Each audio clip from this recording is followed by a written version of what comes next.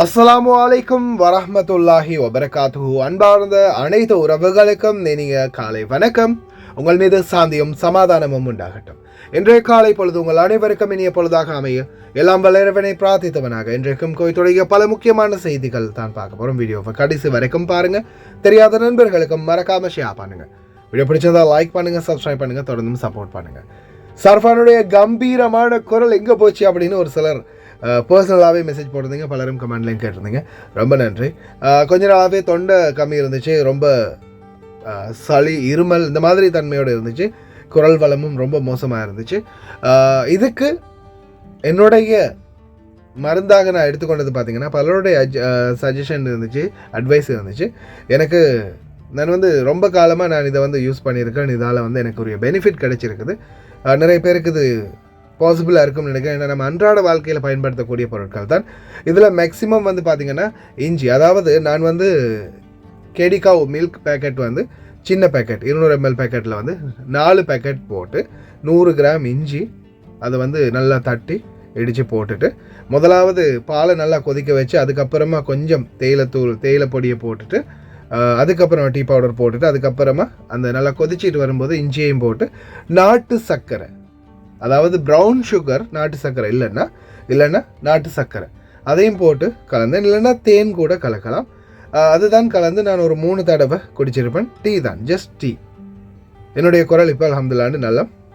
நீங்களும் ட்ரை பண்ணி பாருங்கள். சாஃப்டான லேசான ஒரு விடயம் தான். வாய்ப்பு கிடைச்சா ட்ரை பண்ணுங்கள். அந்த மாதிரி பிரச்சனைகள் இருந்தால். குவைத்துடைய டினார் மதிப்பு உள்ளதா பார்த்தலாம். இலங்கைக்கான ரூபாய்கள் ஒரு தினாரின் மதிப்பு 989 ரூபாய் 22 சதமாக உள்ளது. இந்தியாவின் ரூபாய்கள் ஒரு தினாரின் மதிப்பு 283 ரூபாய் 70 சதமாக உள்ளது. இது அல் முசைன் எக்ஸ்சேஞ்சுடைய அப்ளிகேஷன் ஆன்லைன் ரேட் ஆகும். குவைத்துடைய பல எக்ஸ்சேஞ்சுகளுமே அக்கௌண்ட் நம்பரை மறைச்சிடுறாங்க. இதை பற்றியும் உங்களுக்கு தொடர்ந்துமே தெரிய தரது. நீங்கள் ஏதாவது ஒரு புதிய எக்ஸ்சேஞ்சுக்கு பழைய பற்றுச்சீட்டோட போகிறீங்களா தான் நிச்சயமாக அதில் அக்கௌண்ட் நம்பர் இருக்கா அப்படின்றத செக் பண்ணிக்கோங்க. அப்படி இல்லாத பட்சத்தில் எழுதிட்டு போனாலும் பிழை இல்லாத அக்கௌண்ட் நம்பர் எழுதிட்டு போங்க. ஏதாவது ஒரு நம்பர் பிழைத்தாலும் கூட உங்களுடைய பணம் நாட்டுக்கு போய் சேராது. அந்த பணத்தை திரும்ப பெறணுமா இருந்தாலும் ரொம்ப நாட்களாகும். மறுபடியும் கட்டணம் செலுத்த வரும். அதே போல் எக்ஸ்சேஞ்சுகளில் பணம் அனுப்பி முடித்ததும் மறக்காமல் பற்றுச்சீட்டை செக் பண்ணி பாருங்கள். எல்லா டீட்டெயில்ஸும் சரியாக இருக்குதான். ஏன்னா சில நேரங்களில் நீங்கள் சரியான டீட்டெயில்ஸ் கொடுத்திருந்தாலும் கூட எக்ஸ்சேஞ்சில் வேலை பார்க்குறவங்க பிளவுறதுக்கும் வாய்ப்பு இருக்குது. அது மாதிரி பலருக்குமே நடந்திருக்குது, இன்றைக்கு வரைக்கும் நடக்குது. அதனால் மறக்காமல் பற்றுச்சீட்டை வெளிவரத்துக்கு முன்னாடி செக் பண்ணிக்கோங்க. நல்ல எக்ஸ்சேஞ்சுகளில் நீங்கள் கஷ்டப்பட்டு சம்பாதிக்கக்கூடிய பணத்தை அனுப்புங்க. எங்கே அதிகமாக ரேட் கொடுக்குறாங்க அப்படின்றது தெரிந்தாலும் மறக்காம கமெண்டில் மென்ஷன் பண்ணுங்கள். குவைத்துடைய தங்க விலையை பார்த்தலாம். 1 கிராம் 18 கேரட் தங்கத்தின் விலை 25 தினார் 51 ஃபேல்ஸ். 1 கிராம் 21 கேரட் தங்கத்தின் விலை 29 தினார் 226 ஃபேல்ஸ். 1 கிராம் 22 கேரட் தங்கத்தின் விலை 30 தினார் 629 ஃபேல்ஸ். 1 கிராம் 24 கேரட் தூய தங்கத்தின் விலை 33 தினார் 401 ஃபேல்ஸ். குவைத்துடைய தங்க விலையும் படிப்படியாக அதிகரிச்சுட்டே வருது. இந்த நாட்களில் விலை கொடுத்து வாங்குறவங்க வாங்கிக்கோங்க. இந்த கதவோரத்தில் சைடு பட்டி இது இருந்துச்சுன்னா இனிமேல் 30 தினார் அபராதம். ரோட்டோரமாக கொஞ்சம் நிறுத்தி இருந்தாலும் 15 தினார் அபராதம். Drivers let's ready. 192 பேர் நேற்றைய தினம் மட்டும் கைது பண்ணப்பட்டிருக்கிறாங்க. அன்பார்ந்த சகோதரர்களே, போகாதீங்க அக்காமா இல்லாமல். இல்லை இல்லீகலாக இருந்தீங்கன்னாலும் போகாதீங்க வெளியில். அக்காமா இல்லாமல் போகாதீங்க, பிடிச்சிருவாங்க. அதே மாதிரி தொடர்ந்துமே அதிரடியான சோதனை, அதிரடி கைது. சிகரெட் பண்டல்களோடு வந்தவர்கள் கஸ்டம்ஸால் தட்டி தூக்கியிருக்கிறாங்க. தீ விபத்தால் தொடர்ந்தும் பாதிப்பு. நேற்றைய தினம் கூட ஷுவைக் லால்ராயில் தீ விபத்து. தீ அணைப்பு வீரர்களும் தொடர்ந்து காயப்பட்டுக்கிட்டே இருக்கிறாங்க. பார்க்கலாம் அனைத்து தகவல்களையும். வானிலை ஆய்வாளர் பெதரல் அமீரா தொடர்ந்துமே எச்சரிச்சுட்டு இருக்கிறாரு. காலநிலை இனி வரும் நாட்களில் ரொம்ப அதிகமான வெப்பநிலையாக இருக்கும். ருத்துபாவினுடைய சீற்றம் இனி வரும் நாட்களில் கடலோர பகுதிகளில் ரொம்ப அதிகமாக இருக்கும் அப்படின்னு. அதே மாதிரி தினந்தோறும் வாரத்துக்கு ஒரு முறை 2 முறையாவது தூசியுடன் கூடிய காற்றும் இருக்கும் அப்படின்னு. في 29/7 بإذن الله تعالى راح يطلع نجم المرزم أو كما يسمى فلكيا بالشعرى اليمانية. وكانوا العرب قديما يعبدون من دون الله سبحانه وتعالى، فانزلت هذه الآية وأنه هو رب الشعرى. فهو النجم الوحيد المذكور بالقرآن الكريم وألمع نجم بالسماء. وفي نهايته بعد 13 يوم من طلوعه تنكسر جمرة القيض ونودع درجة الحرارة 50 وتبدأ الحرارة بالانخفاض تدريجيا تعتدل الحرارة ليلا، لكن بالنهار مستمرة الحرارة ويانا حتى بعد طلوع نجم السهيل. والعرب قديما يسمونه طباخ التمر، لأن التمر والرطب يستوي في هذا الوقت بعد الحرارة العالية في موسم الجوزة الأولى والثانية، فيستوي التمر والرطب في هذا الوقت. وفي 11/8 يطلع نجم الشليبين، وهو النجم قبل الأخير من نجوم الصيف، ويبقى على طلوع نجم السهيل بعد طلوع نجم الشليبين 13 يوم بإذن الله تعالى. தவறான முறையில், அதாவது முறைகேடான முறைப்பாடுகள் அதிகரித்த நிலையில் பார்மசிகள் 20க்கும் அதிகமானது சீஸ் பண்ணப்பட்டிருக்குது. தொடர்ந்துமே சுகாதார அமைச்சகத்தால் கண்காணிச்சுட்டே இருக்கிறாங்க. கடந்த இந்த மாதத்துக்குள்ளே போன மாதத்துக்குள்ளே பார்த்தீங்கன்னா கிட்டத்தட்ட 100கணக்கான பார்மசிகளுக்கு சீல் வச்சிருக்கிறாங்க. தொடர்ந்தும் எல்லை பகுதிகளில் சுங்க அதிகாரிகள் சிகரெட்கள் மற்றும் தடை செய்யப்பட்ட பொருட்களை கைப்பற்றிக்கிட்டே இருக்கிறாங்க. இந்த வகையில் அப்தலி போர்டர் செக்இனில் பார்த்தீங்கன்னா சட்டவிரோதமாக சிகரெட்களை உள்ள நுழைக்க முயற்சி செஞ்சுருக்கிறாங்க. அந்த சூழலில் அப்தலி சுங்க அதிகாரிகள் அதை கண்டுபிடித்து உடனடியாக சீஸ் பண்ணியிருக்கிறாங்க. அதே மாதிரி விமான நிலையத்துக்கு போகக்கூடியவங்க சிகரெட் பேக்கெட்டுகள் சாதாரணமாக ஒரு பண்டலுக்கு மேலே கூட எடுத்துகிட்டு போகாதீங்க. 10 பேக்கெட் சிகரெட்டோடு போங்க, ஏன்னா அதிகமாக நாட்டில் சீஸ் பண்ணுறாங்க அப்படின்ற ஒரு தகவல். அதே போல் தொடர்ந்துமே போதைப் பொருள் வியாபாரிகள் கைது பண்ணப்பட்டு கொண்டே இருக்கிறாங்க. நிறைய பொருட்கள் சீஸ் பண்ணப்பட்டுக்கிட்டே இருக்குது. தயவுசெய்து ரொம்ப கவனம். போதைப் பொருள் விடயங்கள் உங்களை நீங்கள் பாதுகாத்துக்கோங்க. 192 எக்ஸ்பர்ட்ஸ், அதாவது வெளிநாட்டவர்கள் கைது செய்யப்பட்டிருக்கிறாங்க. தொடர்ந்தும் ஒவ்வொரு பகுதிகளிலையும் be alert, every time it's check in, anywhere any time அப்படின்ற மாதிரி விடிய ஜாமத்தில் தூங்கிட்டு இருக்கும்போது கதவை தட்டி கூட எழுப்புவாங்க. சிச்சுவேஷன் இஸ் அவுட் ஆஃப் கண்ட்ரோலில் இருக்குது.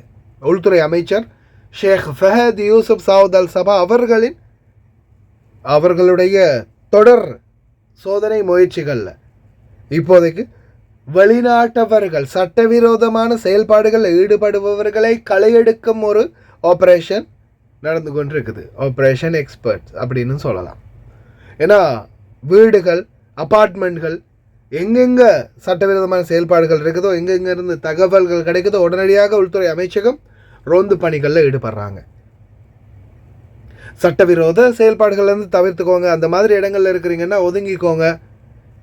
இருக்கிறதுக்கு இந்த நாட்டில் தொழிலாவது மிஞ்சும். நீங்களாவது கொஞ்சம் காலம் இருந்து வேலையை செஞ்சுட்டு சம்பாதிச்சுட்டு போவீங்க.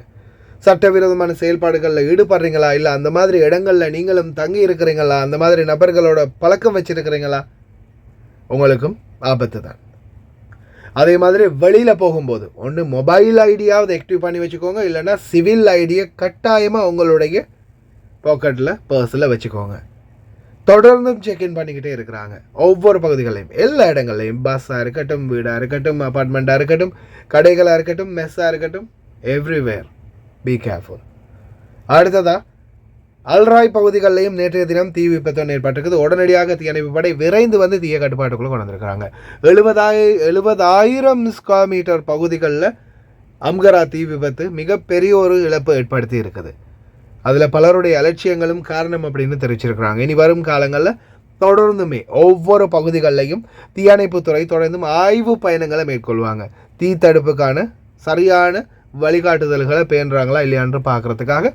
அதே மாதிரி தீயணைப்பு வீரர்களும் நிறைய பேர் இந்த வாட்டி தீயணைப்பு முயற்சியில் காயமடைஞ்சிருக்கிறாங்க. தீயணைப்பு வீரர்களுக்கும் விரைவில் அவங்க குணமடைய எங்களுடைய பிரார்த்தனைகள். அதே போல் பிண்டாஸ் பகுதிகளிலும் நேற்றைய தினம் ஒரு தீ விபத்து ஏற்பட்டிருக்குது. யாருக்கும் எந்த ஒரு பெரிய அளவு சேதமும் இல்லை. இதோ நடந்த சம்பவத்தை பற்றி விளக்குகின்றார் அம்கரா பகுதிகள். இதோ ஒரு நிருபருடன் அம்கரா பகுதியில் ஒரு ஸ்டோரில் இருக்கக்கூடிய ஒரு ஊழியர். انفجار حريق أمغرة مو مجرد نار، أصبح سكراب أمغرة مسرح للنار والدخان. أكثر من 70,000 متر مربع احترقوا. نار بعيد مننا، ليش هذا كله فيك طوفة مالنا مال تبوك، بس وقت إذا يجي النار ونفرات مالنا يسكر بالماء. الحريق أكل الأخضر واليابس، ما خلى شيء، ليتات، كشافات، الإيدي، كل شيء. هذا درام انفجار داخل ويجي بالهواء فوق هذا كيربي، شوف هذا فوق سطحه. كل الشكر والتقدير لرجال الإطفاء ووزارة الداخلية على جهودهم الجبارة في قمع هذا الحريق وتجنب كارثة أكبر من هذه. قلوبنا مع أهل سكراب أمغرة، الله يعوضكم عن كل خسارة خسرتوها ويحفظكم ويحفظ الكويت.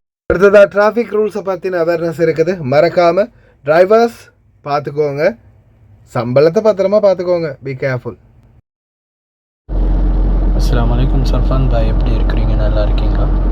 அதாவது வந்து ஜிலிப்பில் வந்து நம்ம ரோட்டுக்கு மேலேயோ சைட்லேயோ வண்டி நிப்பாட்டினாலே எங்கேருந்து வராங்க எப்படி வராங்கன்னு தெரியல. நம்ம ஒரு நிமிஷம் வேலைக்காண்டி சாமான் இறக்கிறதுக்காண்டி நிப்பாட்டினா வந்து இப்போ ஃபைன் அடிச்சிருக்கிறாங்க. அதாவது இந்த கடைக்கு கொடுக்குற பொருள் ஒரு க்ரோலக்ஸ் ஒரு டெட்டால், இது ரெண்டே பொருள் தான்.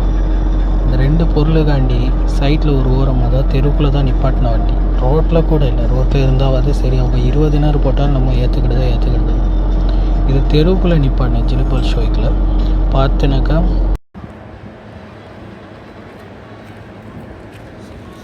Assalamu alaikum Safran bhai.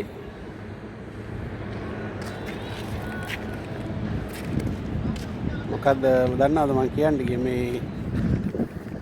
මේ දාලා මේ කට්ටිය ගොඩක් මේ ඩ්‍රයිවර්ලා දානවා මේ රබර් එක දාන නිසා මට මේ ඩෙකෝර් එකකට නෙමෙයි සාමාන්‍යයෙන් දොරක් කරිනකොට මේ අර දොරේ වැදිලා මේ ප්ලේන්ට් එක පළදුනාට තමයි මේ දාන්නේ. ඒ වුණාට මගේ යාළුවෙකුට ඊයේ මේ ලියලා තියෙනවා මේ දිනාර් 35යිලු දඩේ. දැන් මේ මට කෝල් කරලා කිව්වා මේ මගේ වාහනේ මම ඒවා දාලා තියෙන මේ වාහනේ මේවා තියලා තියෙන දන්නවා. දැන් ඊට පස්සේ මේ මාත් ගලවලා මේ දැන් අයින් කරා. අපරාධනේ දිනා 35ක් කියන්නේ මේ පොඩ්ඩක් දැන් ඔක්කොම ගලවලා දැන් විසික්කන්ට යන්නේ. ඔයා පොඩ්ඩක් දැනුවත් කරන්න. මේ ගොඩක් ඉන්නවා අපේ රියදුරු මහත්තුරු ලංකාවේ විතර නෙවෙයි, ඉතින් ඉන්දියාවේ ගොඩක් මම දැකලා තියෙනවා වාහනවල මේ වගේ පටි දාලා තියෙනවා. මේ මම නම් දැන් ගලවලා අයින් කරනවා. ඉතින් මේ බොරුවට මේ ලියා ගන්න ඕනේ නෑනේ නේ. පොලිසියෙන් සමාට නැවැත්තුවොත් ඉතින් ලියන්න දෙයක් නැත්තම් මොනවා හරි ලියනවා. දැන් මේ අර පැත්ත ගලවලා දැන් මේ පැත්තත් ගලවන්න ඕනේ. දිනා 35ක් ලියලා කියලා කිව්වා දඩේ. හරි එහෙනම් තියෙනවා දෙයියන්ගේ පිට. පොඩ්ඩක් දැනුවත් කරන්න මේ ගැන. මේ ඔයාලට මං කිව්වා ගොඩක් ඉන්නවනේ දන්න කට්ටිය. පොඩ්ඩක් දැනුවත් කරන්න මේ ඔයා නිවුස් දානකොට මේ ගැන අපේ රීදුරු මහත්තුරුන්ට. එහෙනම් තියෙනවා දෙයියන්ගේ පිටයි.